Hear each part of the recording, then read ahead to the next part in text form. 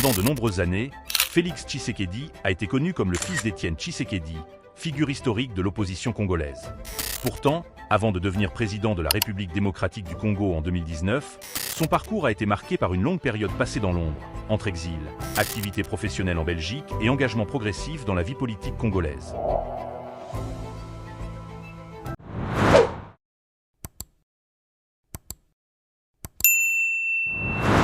Pour comprendre l'ancien parcours professionnel de Félix Tshisekedi, il faut revenir plusieurs décennies en arrière.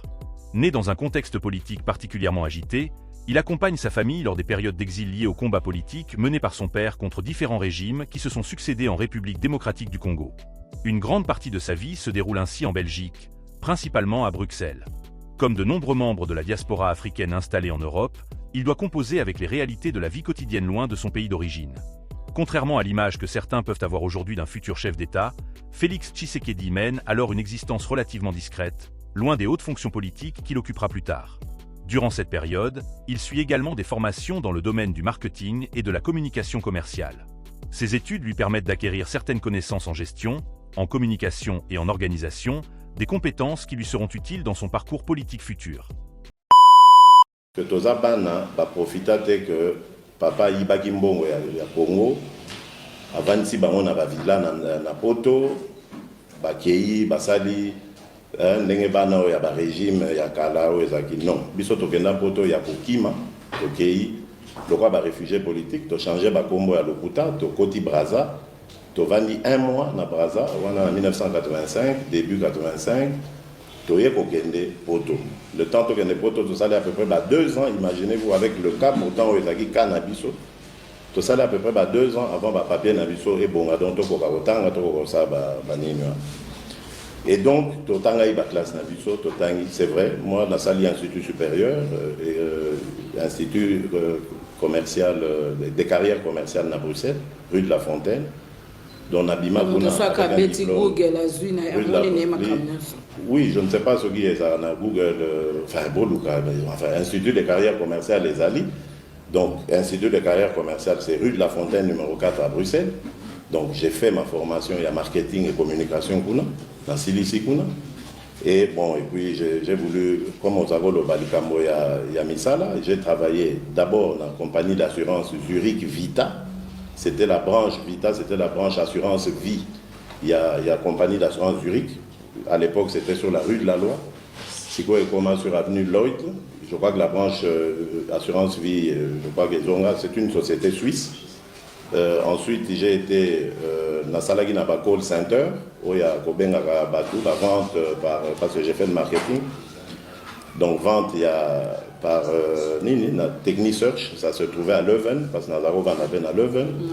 Et puis ensuite, tu montais société, il y a la livraison avec mon avec mon beau-frère, toi qui 2 patrons, on a beau-frère mais même cette société, renseignez-vous, na poto les lopos au Fongola, une société en Ndengwana, il faut Hollanda formation et c'est pas la moindre et qu'on a une oppose à ce qu'ils appellent la licence il y a transport. Il faut suivre des formations avec test à l'appui. Donc surtout ce qu'on sait ici, la gestion, la marketing, donc moi j'ai pu m'en sortir là-dedans, et on avait cette société avec un beau-frère qui malheureusement aujourd'hui est un petit peu malade à sa crise à AVC. Nous avons géré cette société ensemble. Et puis, vous savez, en tant qu'indépendant, il y a aussi beaucoup de débats en Belgique pour Nelokwana. En tant qu'indépendant, en Belgique, il y a beaucoup de frais, il y a beaucoup de taxes. Donc, tu supportes en plus, pour nous favoriser plus les étrangers, bon, c'était un peu lourd. Nous se recycler, nous avons un agent de poste. Et j'ai travaillé dans poste il y a Bruxelles. Bruxelles 5. Bruxelles 5, c'est XL, la commune d'XL. Dans Salikuna pendant 3 ans, comme agent de la poste. Donc, Bissom Tozagi pour traiter le courrier qui rentre et qui sort, courrier dévoyé, plainte, il y a client, etc. Donc, et on gérait aussi le bureau de la poste et un client. Je suis resté 3 ans, en 2005, et à ce moment-là, bon, on a décidé que non, il faut j'en ai marre de la situation à Poto parce que bon, contrat en Ezaka, contrat tout le temps renouvelable, donc il faut toujours couvrir. Aux misales un peu petit, pour pas payer la chance autre pas vie on a bien stressant biso ba to vivant na proto to bien to baye to lemba et to ye bolongo na biso to zongi na biso enfin ngai na décider na zonga bande ko na msu bazali il y en a un qui travaille na Belgacom Puna, il y en a un autre qui travaille dans l'administration, enfin tout ça, donc moi j'ai décidé de rentrer en 2005, dans la zone de Kinshasa. En 2005, si vous vous rappelez bien, période où on a en avril, pour un contact politique, on a même pas président, on a tikalakati en juillet. Si vous vous rappelez, dans la période, il y a la transition. Oui, mais on disait, comment on appelait ça, tout s'arrête. Tout s'arrête en 2005. Voilà, d'ailleurs, quand j'ai marché, j'ai failli être tué, tout ça. Voilà. Bon, ça, c'est pour la petite histoire. Donc voilà, je ne suis pas un inculte. C'est vrai que je ne suis pas sorti de Harvard, mais je crois que je n'ai pas d'exemple de leçons à recevoir dans bateau Harvard, parce que tout simplement, je crois que j'aime mon pays, j'ai un projet pour ce pays, Nazan a bilok à vous proposer, et là où je sais, parce qu'il n'y a personne qui est complet dans la vie, là où je sais que nous avons des failles, des lacunes, nous avons des spécialistes dans le domaine, ils vont m'enrichir. Donc ce que je fais ou ce que j'ai fait dans ma vie ne m'empêche pas d'être... Mais étape, il y a honorable mobilité, oui, mais... élection, Avant son entrée officielle sur la scène politique congolaise, Félix Tshisekedi aurait exercé plusieurs activités professionnelles en Belgique afin de subvenir à ses besoins. Selon différents témoignages relayés au fil des années, il aurait notamment travaillé dans le secteur de la livraison et du transport. Parmi les emplois souvent évoqués figure celui de chauffeur-livreur pour une société belge spécialisée dans le transport et l'acheminement de colis. Plusieurs sources mentionnent également son passage dans le secteur de la restauration, où il aurait effectué des livraisons pour des établissements locaux, notamment une pizzeria située en Belgique. Ces activités professionnelles s'inscrivent dans un contexte d'exil où de nombreux Congolais vivant à l'étranger occupaient divers emplois afin de soutenir leur famille et construire leur avenir. Elles témoignent surtout d'une période méconnue de la vie de celui qui deviendra plusieurs années plus tard président de la République démocratique du Congo.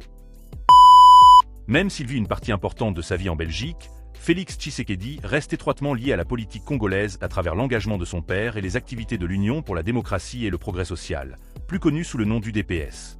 À partir des années 2000, son implication au sein du parti devient de plus en plus visible. Fin 2008, il est nommé secrétaire national chargé des relations extérieures de l'UDPS. Cette fonction marque véritablement son entrée dans les instances dirigeantes du parti. Son rôle consiste alors à représenter l'organisation auprès de différents partenaires politiques et à renforcer les liens avec la diaspora congolaise ainsi qu'avec les acteurs internationaux qui suivent l'évolution de la situation politique en République démocratique du Congo. En 2011, Félix Tshisekedi est élu député national dans la circonscription de Mbuji-Mayi.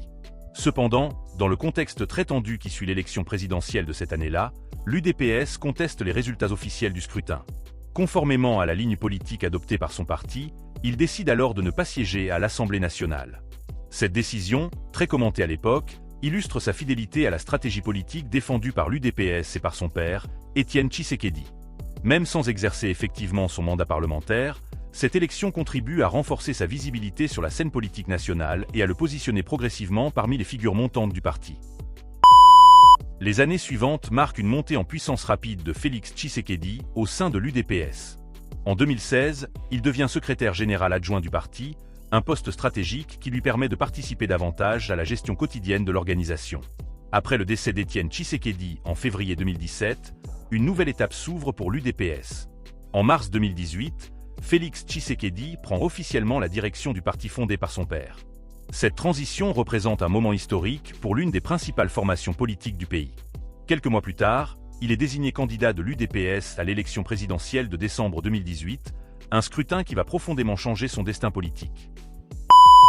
Avec son accession à la présidence, les anciens emplois exercés par Félix Tshisekedi en Belgique deviennent régulièrement un sujet de débat public.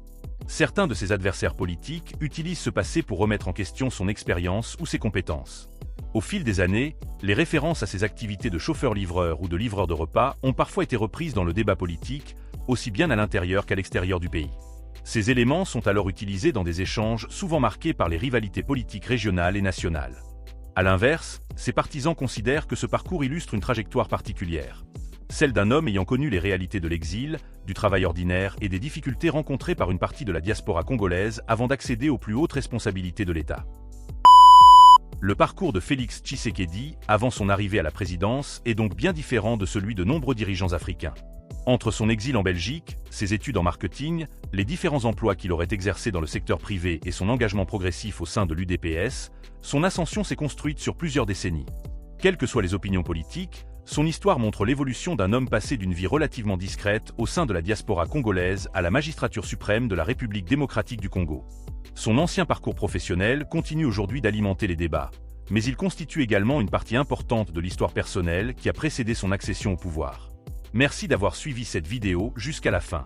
Selon vous, le parcours professionnel de Félix Tshisekedi avant la politique a-t-il influencé sa manière de gouverner aujourd'hui? N'hésitez pas à partager votre avis dans les commentaires. Si cette vidéo vous a plu, pensez à aimer, partager et vous abonner pour ne manquer aucune de nos prochaines analyses.